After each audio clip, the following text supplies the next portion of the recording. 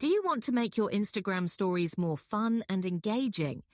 Adding a countdown is a great way to build excitement for an event, a trip, or even a special announcement. Start by opening the Instagram app on your phone.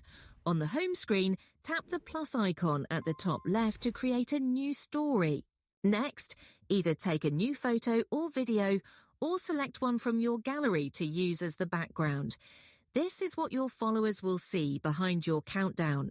Once you've chosen your background, tap on the sticker icon at the top of the screen. A menu will open with different options. Scroll until you find the countdown sticker and tap on it. Now type in a name for your countdown, something short and clear like birthday party or vacation.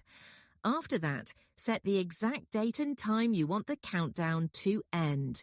You can also customize the appearance of the sticker. Tap on the color options at the top to match your story's vibe and make it stand out.